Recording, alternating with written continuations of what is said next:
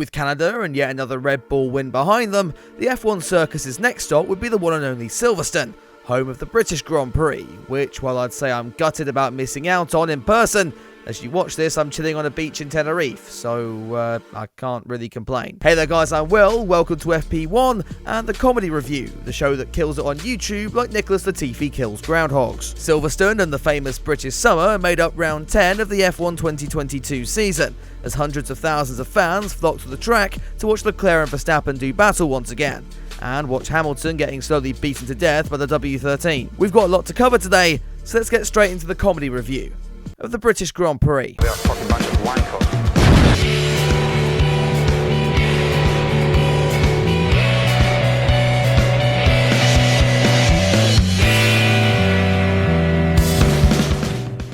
So, as I hinted at a second ago, we've got a fair bit of stuff to cover over in the news section this week. Summertime was here, and also in season appeared to be rampant racism, as both Red Bull Junior Yuri Vips and world champion Nelson Piquet came out as this week. Hi, this is Yuri, and today we're gonna see what the internet searches about Yuri Vips. In the case of Piquet, it was at least nice to see him face consequences for his actions, as everyone besides Max Verstappen castrated him on Twitter. In other news, Daniel Ricciardo, who was celebrating his 33rd birthday this weekend, was still trying to beat his teammate. Literally. There were also reports of a protest occurring on Sunday, where people would storm the track mid-race. And this bit, as you know, is recorded and edited prior to the Grand Prix, but if you are one of these people, if you are stupid enough to walk onto a live racetrack, please, honestly, please do. I'm all for a game of human bowling. There are a lot of upgrades introduced at Silverstone, with Red Bull and Alpine making significant changes to their cars, while Williams opted to give only Alex Albon some new bodywork. I imagine they're just waiting for Latifi to bin his current ones. And finally, we had the Goodwood Festival of Speed last week, and all the bad news was lifted when I got to witness the new Formula E car break down live. F***ing stupid looking thing. It had been a fairly gloomy build up to the weekend then, and this was represented by the weather as the on-track action got underway. Last year at Silverstone I found myself getting incredibly sunburnt, but that wouldn't have been a worry this year, as a wet track greeted the drivers as they headed out in FP1. The teams didn't expect any more rain for the rest of the weekend, however, so opted for minimal running during the session. Bet they feel stupid now, eh? Those that did brave the conditions were fairly well behaved, and no one was caught out by the tricky conditions. Well, except for Lance Stroll. The track did dry towards the end, but the intermediate tyre was still fastest, Valtteri Bottas leading the way ahead of his old teammate Lewis Hamilton.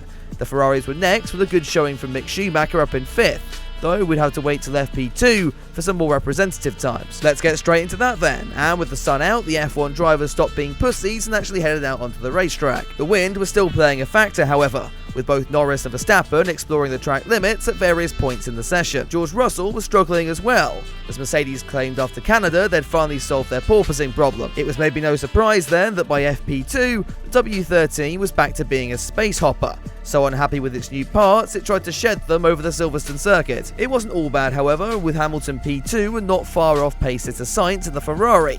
Norris and Verstappen would then make it 4 manufacturers in the first 4 positions. However, by FP3, everything seemed to be going the way of Red Bull, as Max dominated the final hour of practice, much to the dislike of the British crowd. Sergio Perez, meanwhile, in the second Red Bull had issues earlier on in the weekend, but brought it back with P2 and FP3. And over at Ferrari, Charles Leclerc appeared to test out his teammate's favourite pastime of playing in the gravel, as he did a lap good enough for 3rd. With Mercedes also in the mix then, there was a real chance of a 6-way fight in qualifying, something I don't think we've seen since the Dark Ages. And speaking of things going dark, despite the teams being adamant rain wouldn't fall until after qualifying, the weather had other ideas, soaking the track as the cars emerged in Q1. FP1 pace-sitter Valtteri Bottas was the first to suffer a spin. However, the amazing race directors opted never to show this. With the weather easing over the session, everyone's lap times improved, with the big shock being Alex Albon missing out in his updated Williams. The Haas cars also opted to return to 2021 spec and failed to make it through,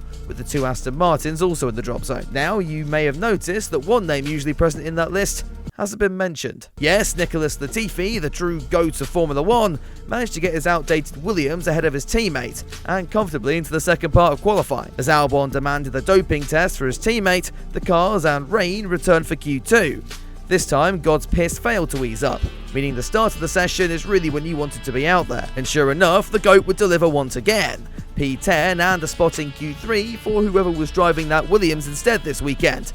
Do we think they just put De Vries in the car and not told anybody? Oh, and people went out in Q2, but since Ricciardo was one of them, I don't really want to talk about it. Q3 would be much more interesting to talk about, and here Latifi finally remembered who he was, going for a spin and touching the barrier, though the amazing race directors opted never to show this. Max Verstappen was also pushing, however received a message from Kelly claiming Nelson wasn't home.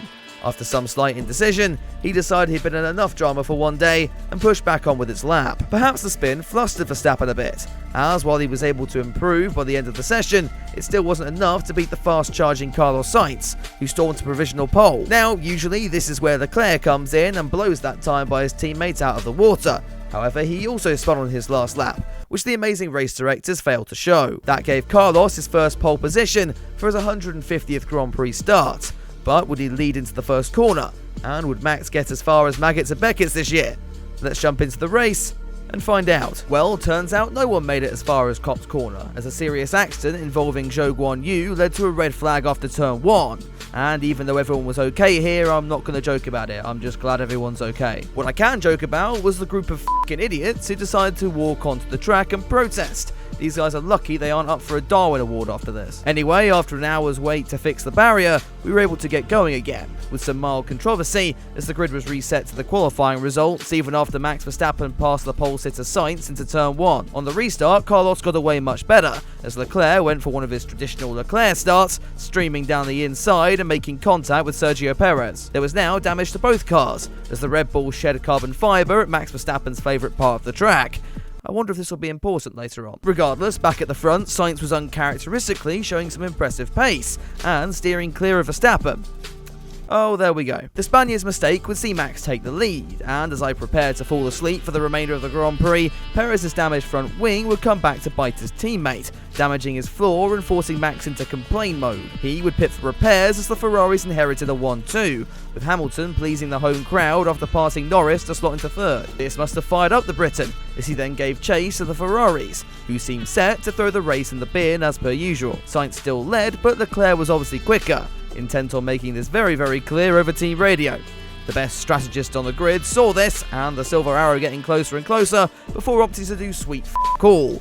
So imagine their shock when Hamilton got into undercut range. Further back, F1's latest power couple went for a romantic dance at turn 3.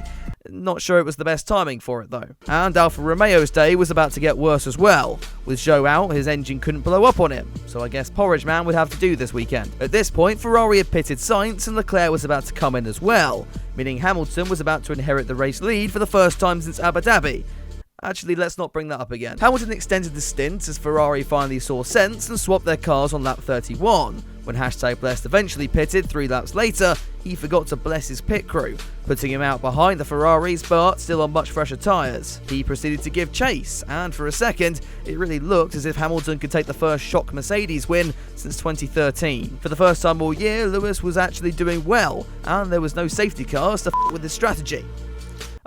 You, Ocon. Everybody bar Leclerc came into the pits for soft tyres, and while that didn't make Charles particularly pleased, most annoyed would be Max Verstappen, who, I'll be honest, I'd forgotten was still in the race at this point. Max was still struggling with his damaged Red Bull, and while I'd usually feel bad for the guy, he spent all week defending a racist, so I couldn't give a shit. Anyway, the safety car came in, and we got some stunning battles all down the field, with Carlos quickly repassing Charles for the lead, despite being told to be his lapdog for the rest of the race. Sergio Perez also took advantage, slotting up into second with a daring move on Hamilton. Leclerc then showed Verstappen it really was possible to go side by side with #Blessed through Copse. But in the end, Sainz drove through all that drama to take his very first win in Formula 1.